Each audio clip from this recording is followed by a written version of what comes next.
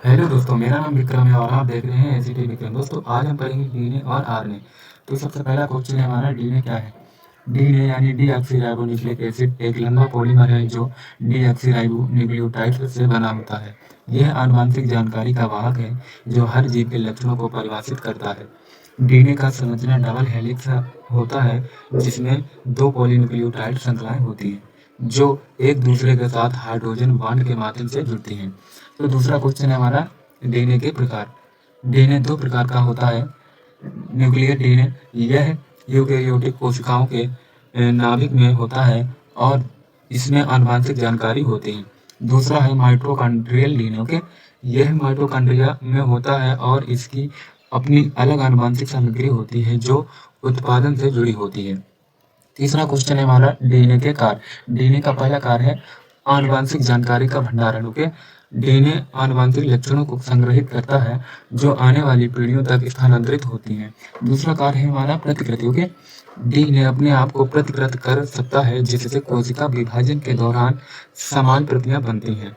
तीसरा कार्य हमारा प्रोटीन संश्लेषण। डीएनए की भूमिका प्रोटीन संश्लेषण में भी होती है। यह आरएनए के माध्यम से प्रोटीन संश्लेषण के लिए निर्देश प्रदान करता है। ओके, चौथा क्वेश्चन है हमारा, आरएनए किसे कहते हैं। तो आरएनए के बारे में थोड़ा विस्तार से जानने का प्रयास करेंगे। आरएनए यानी राइबो न्यूक्लिक एसिड एक तरह का न्यूक्लिक एसिड है जो आनुवंशिक जानकारी को ले जाता है। यह डीएनए के बाद आता है और इसकी कुछ खास बातें हैं। नंबर 1, संरचना। आरएनए का संरचना सिंगल स्टैंडर्ड होता है जबकि डीएनए का डबल स्टैंडर्ड होता है। ओके, आरएनए में राइबो शुगर होता है जबकि डीएनए में डीऑक्सीराइबो शुगर होता है। Number 2, base. आरएनए में 4 नाइट्रोजनस बेस होते हैं। एडेनिन, गुआनिन, साइटोसिन और थाइमिन की जगह यूरेसिल होता है, इसलिए इसे आरएनए का बेस पेयरिंग थोड़ा अलग होता है। पांचवा क्वेश्चन है हमारा, आरएनए के प्रकार। आरएनए के 3 प्रकार होते होंगे। पहला प्रकार है हमारा एमआरएनए यानी मैसेंजर आरएनए। यह आनुवंशिक जानकारी को डीएनए से राइबोसोम तक ले जाता है जहां प्रोटीन बनते हैं। दूसरा है हमारा ट्रांसफर आरएनए यानी टीआरएनए। ओके, यह अमीनो एसिड को राइबोसोम तक ले जाता है और मैसेंजर आरएनए के आनुवंशिक कोड को पढ़कर उन्हें सही अनुक्रम में जोड़ता है। तीसरा है हमारा आरआरएनए यानी राइबोसोमल आरएनए। ओके, यह राइबोसोम का एक हिस्सा होता है और प्रोटीन संश्लेषण में मदद करता है।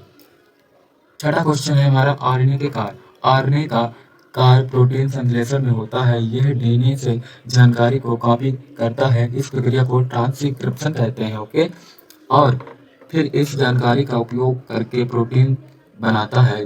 तो आरएनए एक अलग बायोमॉलिक्यूल है जो जीवन प्रक्रिया में बहुत महत्वपूर्ण भूमिका निभाता है। दोस्तों, ये थी मेरी आज के टॉपिक डीएनए और आरएनए। अगर वीडियो पसंद आए तो प्लीज़ बीसीटी विक्रम को सब्सक्राइब करें और मिलते हैं नेक्स्ट वीडियो में। तब तक के लिए tata, bye bye, see you.